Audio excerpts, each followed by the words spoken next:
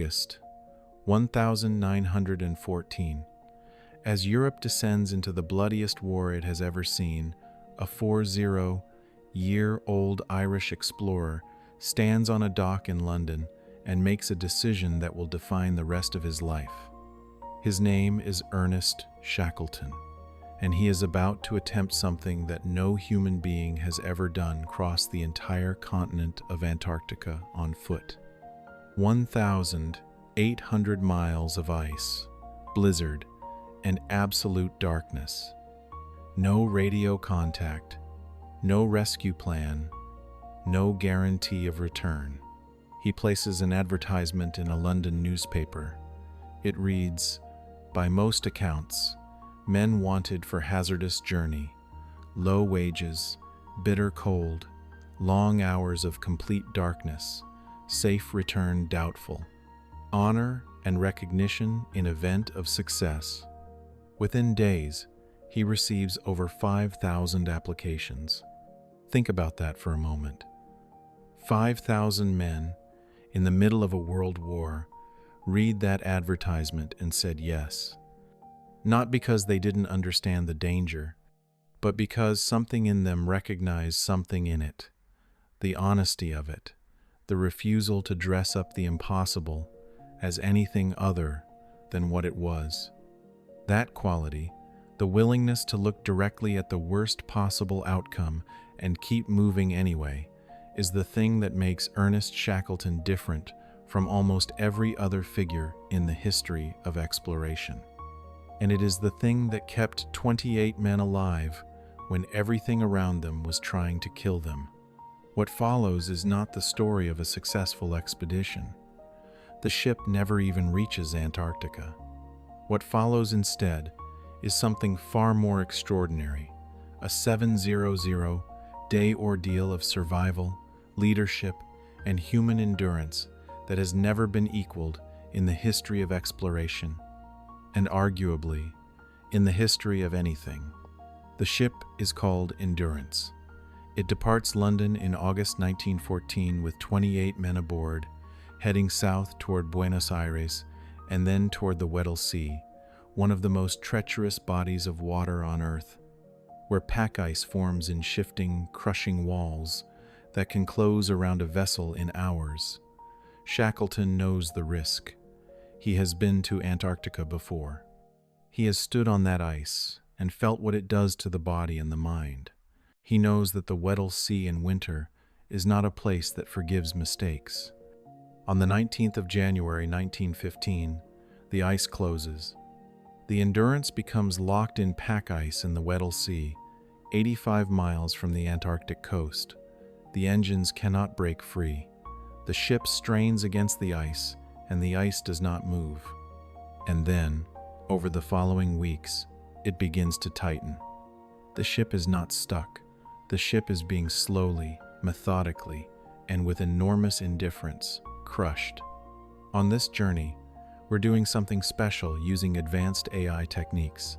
We've transformed historical photographs and period imagery into vivid, lifelike scenes. So you won't just hear this story. You'll witness it.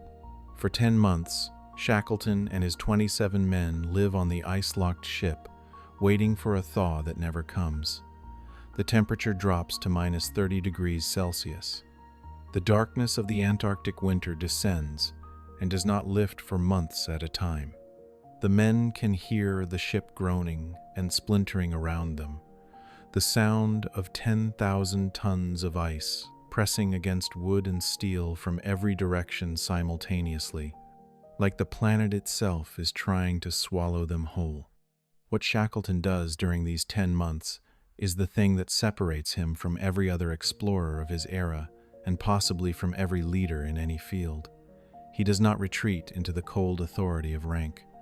He does not manage the situation from a distance.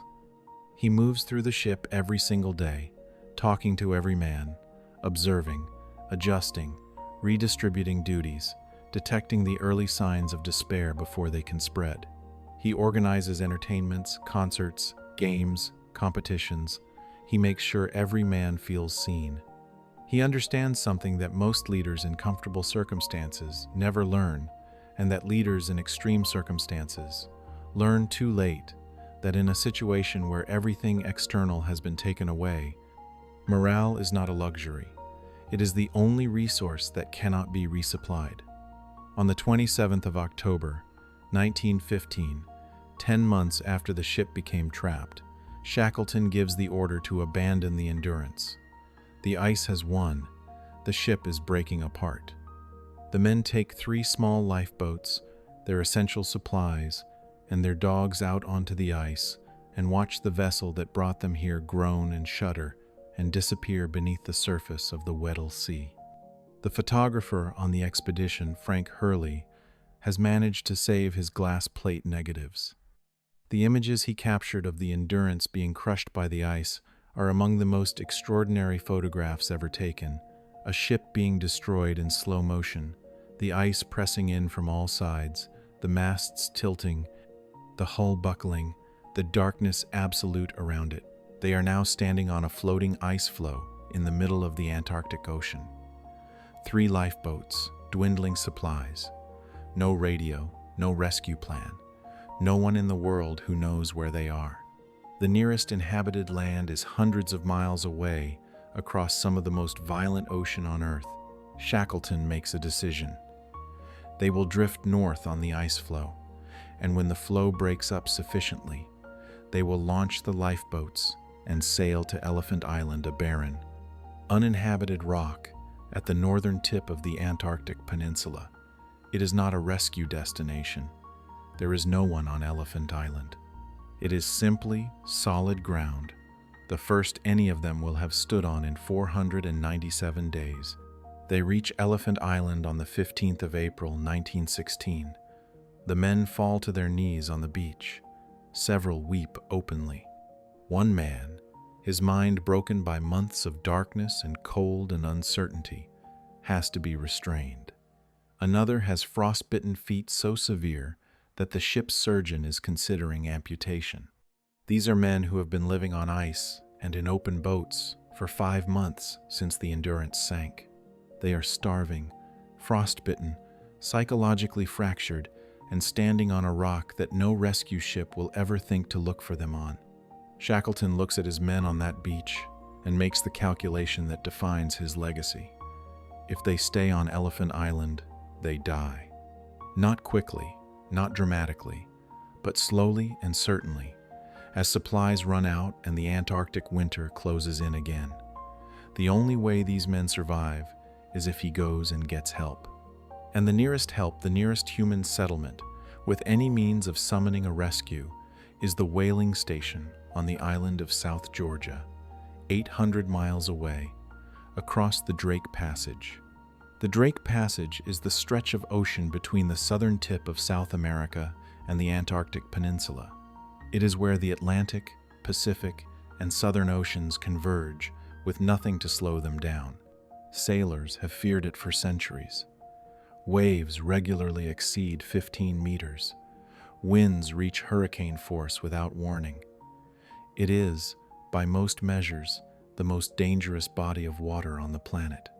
Shackleton takes 5 men and the best of the 3 lifeboats, a 2-foot open vessel called the James Caird, built for sheltered coastal waters, and on the 24th of April, 1916, they sail into the Drake Passage. What follows over the next 16 days is considered by maritime historians and navigators to be one of the greatest feats of open-boat seamanship ever recorded. The James Caird is the size of a large dining room table. The men cannot stand upright inside it. They cannot sleep for more than a few minutes at a time before the cold or the motion wakes them. Everything is wet. Everything freezes. Ice forms constantly on the rigging and must be chipped away by hand to prevent the weight from capsizing the boat. The navigator, Frank Worsley, takes celestial readings when the clouds briefly part, 4 times in 16 days, and from those 4 sightings, plots a course across 800 miles of open ocean, with an accuracy that later analysis found to be almost incomprehensible. One night, Shackleton is at the helm and sees what appears to be a clearing in the sky to the south. He watches it for a moment and then realizes it is not a clearing. It is a wave, the largest wave he has ever seen in a lifetime spent at sea. He has time only to shout a warning before it hits. The James Caird is lifted, tilted, nearly capsized, and then dropped into the trough on the other side. All 6 men are still aboard. They bail for their lives and say nothing for a long time afterward.